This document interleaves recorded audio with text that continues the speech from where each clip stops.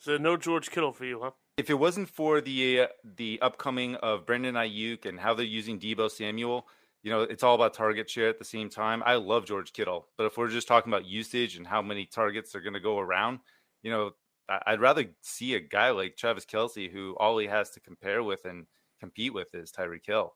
It's just those two, and that's it. As you guys know, we are talking to Devi Watch, football prospect evaluator and writer Jason DiRienzo. There were so many players. There's so many players going into this year's draft. One, Chris Olave, who everybody thought was a predominant top-end wide receiver going into the first round, especially what he did in the national championship and the, I guess, co-national championship game before the Ohio State went to the national championship. And he really didn't have such a great season. He has great speed. I don't know about size. He's very thin. He needs to put on some muscle. That's a huge problem going into the NFL, especially we've seen a lot of wide receivers, a.k.a. a bunch of Alabama guys that came out of the last couple of drafts that have not looked good, and they needed to build size.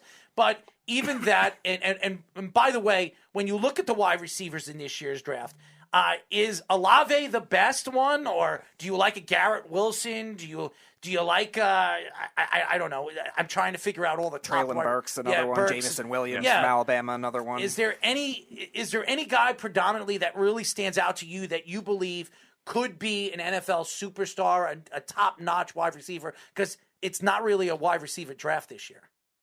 You know what? It's not, but I do think that there's some solid ones. Garrett Wilson, to me, I absolutely love that kid. And, he may not have the size, and everybody's looking for size, but how much does that really translate when you look at the guys who have size that have gone into the NFL? A lot of times that still doesn't pan out. And right now the NFL doesn't care if you weigh 175 pounds. We've found this out. So Garrett Wilson, to me, has the nuance and the intelligence to be a long-term 10-year receiver with a great productive career. I do like Traylon Burks. Drake London's one that we have got to talk about at a USC. Got injured, but that guy is a monster, and I do think that he's a good separator from what I've seen on film. So Drake London, I'm pretty high on. Jahan Dotson out of Penn State, that's another one that I think is going to kind of surprise where he goes in drafts. And Chris Olave, he is your speedster. He's a good separator. But to me, he's just that one-trick pony. It kind of scares me a little bit. I'm not comparing him to Devin Smith from back in the day from Ohio State, but he's got the speed. He's got the separation. But don't you bring up Devin Smith, a second I know. round pick I thought about it as soon as I thought New I'm talking York with guys. Jets. I talk about the Jets. What a bust, man. What a bust. Oh, my God. I remember when they moved up in the second round to get him, and I was like, who the hell is this guy? And then Jet fans were trying to compare him to Odell Beckham. I say, he is not Odell Beckham, not even close. What a joke. It was the touchdown in the national championship that put him straight on the map, going right from that into the draft. So absolutely. Yeah, and by the way, one of our fans said the top 5 wide receivers in his order is Williams, Wilson, London, Burks, and Olave. I mean, do you agree with that? I don't mind that. Jameson is one I need to study because this is his first year and he popped off, and I got to give him credit. I mean, he transferred over from Ohio State. Lord knows what would have happened to his career if he didn't make that transfer. Transferred over and had a huge year for Alabama, and he picked the perfect team to be in the spotlight. Now he's going to be in a national championship game without John Mechie, who's the other receiver. So it's a spotlight for him, and that was a great call. So I do like Jameson, just not as much as an evaluator from what I've seen from a guy like Garrett Wilson, who I think has the characteristics to be a very productive long-time receiver. So you actually transitioned to my next question nicely with where you were saying transfer. I wanted to ask about the transfer portal rules, and also a lot of these college players now being able to get paid, probably benefiting a lot of those power schools. As a scout and an evaluator like you are, how do you think that kind of thing could affect the way you judge a player, having to rotate between different quarterbacks, different schemes? If you're a defense, play against different competition, how is you as a scout? How do you judge that kind of thing? And with this like informal 1-year transfer portal, how will it change the way you judge it? It's already a nightmare, I'll tell you that, trying to keep up with it all. Let's look at Oklahoma real quick. They just lost Spencer Rattler 5-star. He sucks. Right? They just sucks. Yeah, I mean, he did not show what he was supposed to show. I mean, we could say the same thing about DJ Uiagalelei, and he became one of the worst quarterbacks I've watched all season out of Clemson, and he was top-rated 5-star as well.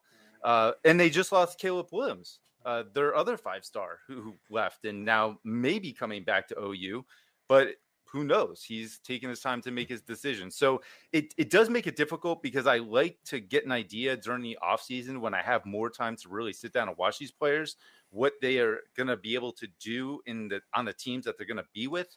Some of these guys may not even jump on a team until later on once they finally make a decision. So it just makes the evaluation process harder. So I got to go off of what I actually see in the movement skills, which is what made me fall in love with this to begin with.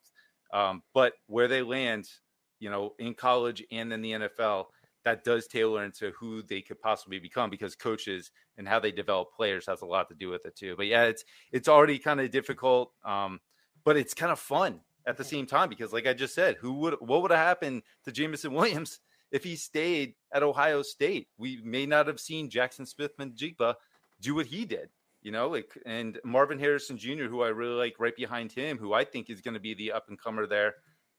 Who knows what kind of opportunity he would have had if Jameson Williams was there. So, yeah, it makes it fun, but it makes it difficult. And this is where I really got to trust what I see in my evaluation process as a scout. So you actually just transitioned to my question very nicely, too. Yeah, I can read you guys. See, fantastic. So, obviously, there's going to be a new wave of guys that come in. There are going to be new 5-star recruits that come in, and they're going to get significant playing time, whether they start right away or they take reps from a second stringer now, or they become the number 2 wide receiver predominantly, and they take more looks away from a slot guy. Sorry. Besides Archie Manning, because his name is brought up every 5 minutes, who is a guy right now in high school, any position, anywhere, you're looking at going, I can't wait to watch this kid elevate his play in the NCAA? Quinn Ewers just transferred to Texas. I like what Steve Sarkisian is gonna be doing. I didn't really like it now, but I like what's happening there. Xavier Worthy, freshman receiver who just popped off this year. He had a monstrous season. Didn't expect that. Bijan Robinson, the running back, I think he's going to be right there as far as RB1, tying it up with Travion Henderson out of Ohio State. Those two are going to be dynamic. But yeah, Quinn Ewers, man, the mullet guy. If you get a chance to look at him, you would think this guy, huh? Yeah, that guy. He's going to be dynamic, and I'm so anxious to watch him elevate. Because I'm glad he was at Ohio State too. He was there. He wanted to get an endorsement. I think he got like $1 million endorsement by actually coming on early to Ohio State. Got it, and then transferred to Texas. And so now he's going to be the guy, and I want to see what he does. Jason, before we let you go, last thing for I think all of us is when you look at last year's draft and then you're going into this year's draft. A lot of people say that this year's draft is weaker than last year's draft. Now I don't understand how they say that because we've seen drafts over the years. Remember the Sam Darnold draft, how that could be the quarterback draft of the century with all the talented and really only 2 of those quarterbacks turned out to be anything. And Lamar Jackson might not have a job in a couple of years. And the only one that really stands out right now is Josh Allen. But you look at this year's draft, is there anything that really stands out in this year's draft that could kind of wash what people are saying that this draft is so weak? And what makes you think that this draft could be a predominantly great draft? I think it's really the unknown. We're judging a lot based. Look, when you talk about an NFL draft that's weak, if it's a strong quarterback class, we will normally typically say it's a strong draft class. That's just kind of how it goes. With this being an unknown of not knowing where these guys are going to land, and they haven't exactly had the careers that we all wanted from a quarterback. Well, we also said that about Trevor Lawrence and Justin Fields, and Mac Jones actually ended up being the guy who's been looking the best out of all these guys, right? And he wasn't a runner. He's not a dual threat. He's just in the right system. So I honestly think that it could really become a draft where if the quarterbacks pan out, this is a lot stronger than what we expected. But I think the defense is going to help save this draft. I do think it's a strong defensive draft. And I do think that the wide receivers, as there might not be a top level, I think there's a lot of depth there. 2 more questions before we let you go, because the fans are texting me and stuff like that, or sending.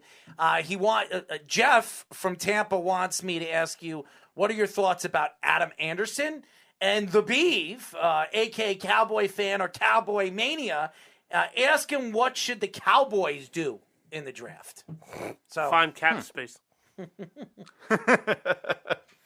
I do like Adam Anderson. I haven't watched enough of him to really have a huge take on him, but from what I've seen, I like the pass rush ability. I like the instincts.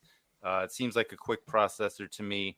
I'm anxious to dive a little bit deeper, but yeah, I do like Adam Anderson. And then as far as the Cowboys go, you know, a lot of times it's just getting back to the roots.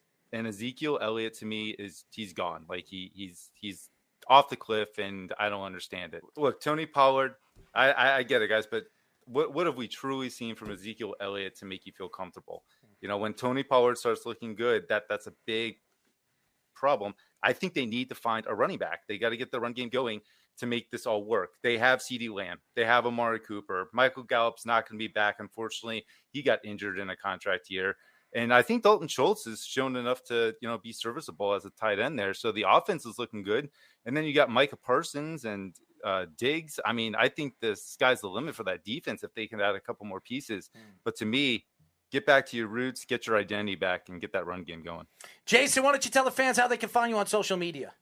Yeah, you can find me at All Purpose Scout on Twitter. I'm at DevyWatch.com. I'm also doing some stuff with the Scouting Academy. We got a podcast going weekly, the Weekly Checkdown, and we are also putting out some scouting videos coming up that we're going to be working on during the summer called the Sophomore Leap. We look at guys who had their freshman seasons, rookie seasons. See, that's how college will get you. And we see how they're going to do in their sophomore seasons. So check those out. It's a good time. Jason, we'd love to get you on somewhere around the draft. Maybe a draft night if we do a draft, which we usually do. I would love it. We'll definitely talk some draft, conversation. There's a lot, so many things that could happen after combine. Guys are going to move up because of speed, their hands, or whatever the heck they're looking at, their feet, right. How witty they are, when it comes to their brains. Who the hell knows? Next thing you know, it is who has bigger underwear, who wears the longer, the better elastic underwear. Who knows? He was doing that's so going well, to be at too. the He Senior was doing Bowl. so That'll well. be a new addition. Jason, thank you for joining us, bud. Hey, appreciate it, guys. Thank you.